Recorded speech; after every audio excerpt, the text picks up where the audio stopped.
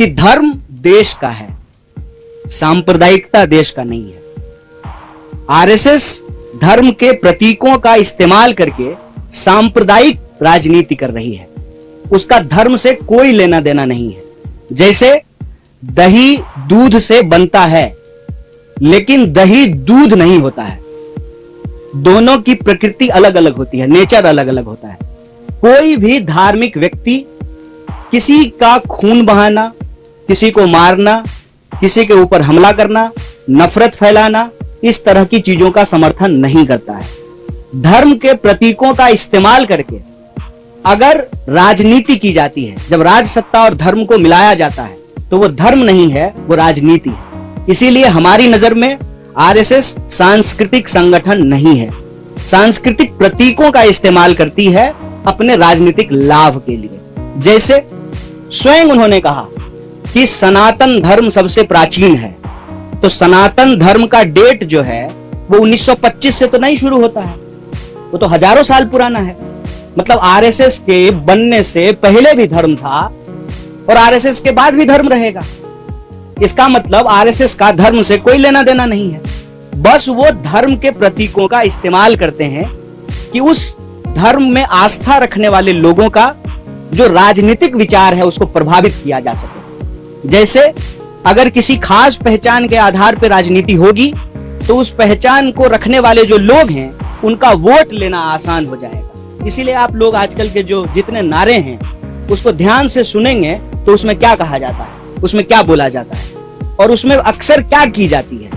देश का जो बुनियादी सवाल है, रोजी रोटी, कपड़ा, मकान, शिक्षा, स्वास्थ्य, सड़क, बिजली, पानी, उसको भटका दिया जाता है। और ये अंग्रेजों की चाल है, यह भी हमको समझना पड़ेगा। बतौर भारतीय राष्ट्रीय कांग्रेस हमको इस बात का गर्व है कि हम इस देश की आजादी के लिए अंग्रेजों से संघर्ष किए, देश को आजादी मिली, कदम दर कदम बढ़ा करके लड़खड़ाते हुए, संभलते हुए देश हमारा आज इस मुकाम पे आकर के खड़ा हुआ है, जहां उस संविधान के दम पर देश का एक व्यक्ति जो कहते थे कि हम चाय बेचते थे, वो देश के प्रधानमंत्री बन पाए हैं। तो सबसे सर्वोच्च जो है वो संविधान है और इस संविधान की रक्षा करना हमारी पार्टी का कर्तव्य है।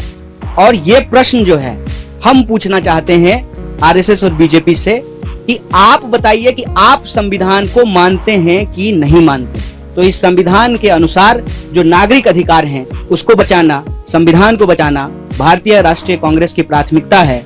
भारत जोड़ो यात्रा, जैसा कि बार बार जयराम जी भी बोलते हैं कि हर बिंदु को लेकर के, चाहे वो राजनीतिक हो, आर्थिक हो, सामाजिक हो, हर बिंदु को लेकर के चल रही है।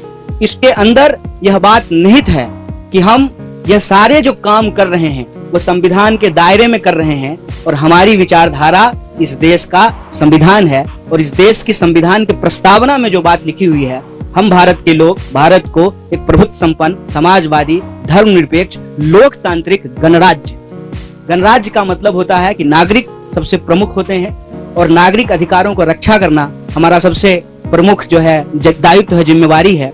उस पर अगर कोई भी अटैक या हमला होता है तो हम इस बात को लेकर के कोई कंफ्यूजन में नहीं है कि बीजेपी अलग है, आरएसएस अलग है।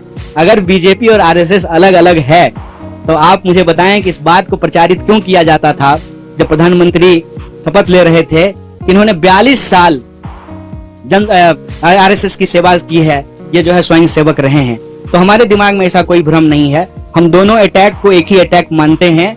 और यह जो बचाव किया जाना शुरू हुआ है कि नहीं आरएसएस तो हमला नहीं कर रही है, तो उस पर हम यही कहना चाहते हैं, आरएसएस अगर हमला नहीं कर रहे तो बहुत अच्छी बात है, लेकिन आरएसएस की जो विचारधारा है और जो कांग्रेस पार्टी की विचारधारा है वो आपस में विरोधी है, विपरीतार्थक है। वो एक ध्रुव पे खड़े हैं, हम दूसरे ध्रुव पे खड़े हैं। उनमें से आरएसएस के ही कुछ लोगों ने अगर यात्रा की स्वागत किया है तो हम उसका स्वागत करते हैं, लेकिन देश को लेकर के जो उनकी समझदारी है, लोगों को लेकर के जो उनकी समझदारी है, उस समझदारी में और संविधान के अंदर जो बातें लिखी हुई है देश के लिए, लोगों के लिए, उसमें जो है अंतर्विरोध है। और